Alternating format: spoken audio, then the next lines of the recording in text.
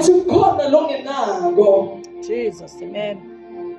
But you're looking in the wrong place. Kodwa ukufuna endaweni You're engasiyo. looking for it in the wrong person. Ufuna enza emuntwini What lokungasiyo you are looking for futhi. can only be found in God. Kungatholakala kuNkulunkulu lokufaka ungenako empilweni yakho. It can't be found in people. Akutholakali kubantu. When you look for it elsewhere, it's going to be very temporary, short-lived. Uma ufuna lokungasiko khona kutawuba kwesikhashana. You have to drink to get it. Kumele usebenze ukuthi uthole. When you get sober, you lose it. Uma sohlambulukile soba ngiyalahlekela And then you have futhi. to drink again to get it. Ukufune futhi. And every time you need a higher dose to get it. Naso sonke isikhathi udawudzinga kungeta kuze ukuthi uthole. Peace Kuthula is found with God through the Lord. kutholakala kuNkulunkulu ngaJesu Kristu. Jesus. And I'm talking from experience. Don't think I'm talking from experience. There's very good drugs I have not tried in my lifetime. Ngwazamile noma ngizamile titshakamisa. I've drank alcohol. Ngazama etshwala, I've smoked weed. ngabhema isango. I've done a lot of things. Some of the things I'm not ashamed to say. Kakhulu lengenamahloni kukusho. Because you all look at me the same. Hallelujah. Ngoba ngiyusembuka mfanana nakuqala. Hallelujah. Amen. But peace with God is only found in Kodwa God. ukuthula kaNkulunkulu kutholakala kuye So uNkulunkulu. I'm already telling you what your problem is.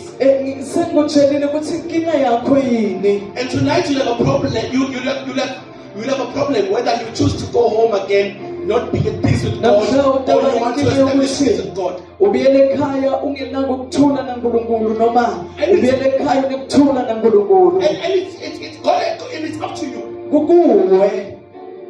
Then there's the peace of God. Kuthula naNkulunkulu noma kuthula kuNkulunkulu. Ukuthula kukaNkulunkulu. Amen.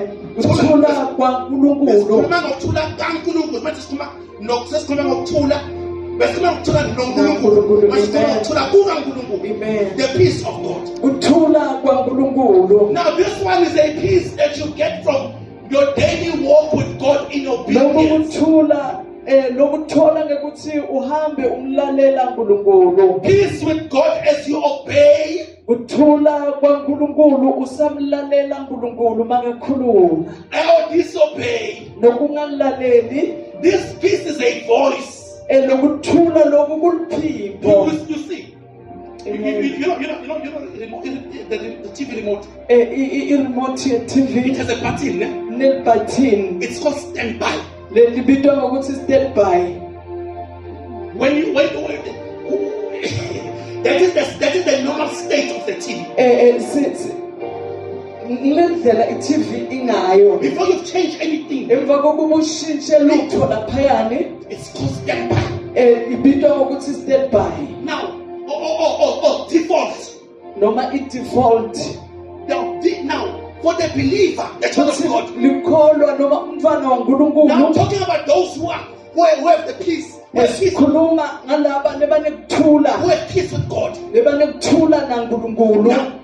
Now, we are born into peace. Sitelwe ekuthuleni. Now remember, let me share something. A page from my book. Lapha I got born in 2007. Hallelujah. I was in Wits. Bengisevits. I was studying accounting. Ngifunza i-accounting.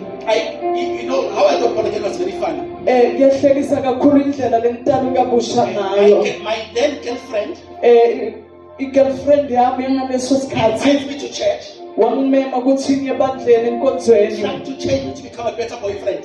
Azama ukungishintsha ukuthi ngibe boyfriend lomqono. I don't worry. This is not. Ngakhathateki. It's not new to her. Akusikusha kuye. You see, the problem of being sexually devious. Lokugijima When it's time to get married, uma sekusikhathi when you get sekushada, married truthfully, uma sewufuna kushada you have to ngokweqiniso. disclose sexual statements. Hallelujah. Kumele ukhulume ukuthi wena uhambe wafika kuphi. No, you have to say, hey, your sister Amen. number 5. Amen. That is the problem when you don't walk purely and preserve yourself. Ungahambi ngekuhlaneka.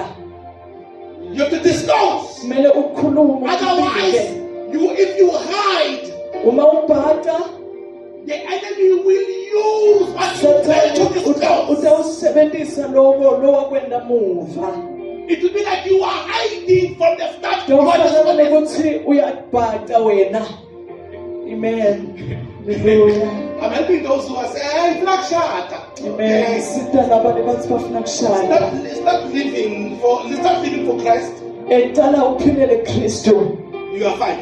Alright. Oh, those who don't understand, start living for marriage as if you're already married. Etala uphilele umshado ngathi sowushadile. Yeah, I won't be faithful in marriage. I'm faithful to Christ.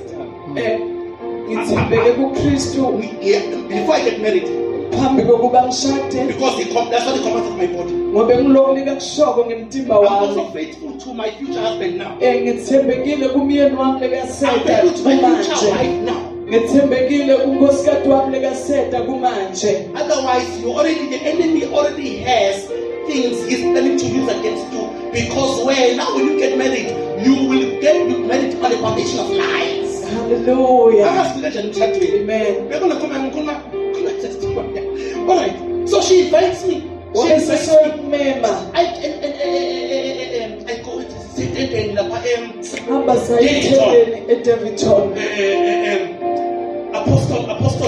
what's his name?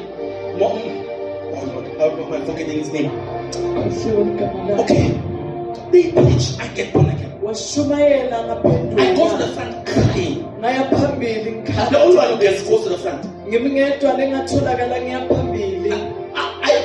didn't go back to the rest of the thing. When I get back, I no longer have peace with this relationship with this girl. I don't have the peace of God. I know that I know. But I have to break up with her.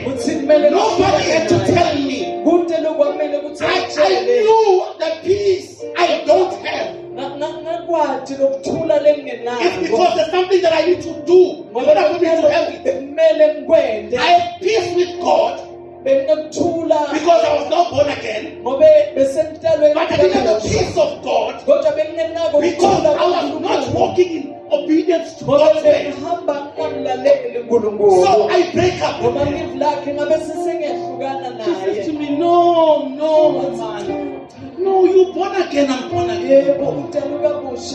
Why don't we just stay together and carry on? You know that? No, man. Why is my life so shatana veil? So shatana veil. You know, you're right. I'm so shatana. I'm putting you out. But listen.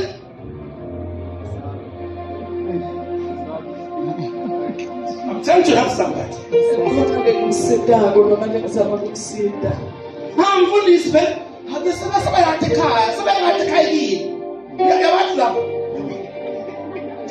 in the wrong church. I'm not presenting the lost man. So that's it, 100%. So I break up with her. I get peace regarding that decision. Then in my room, I had a month. This was a type of DVDs and CDs. I had a stack of discs of pornography.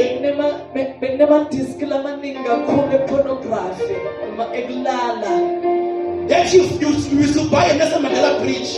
Nelson Mandela bridge and you sell it for 15 rand, 20 rand, 3 in 1. This was 2007. Amen.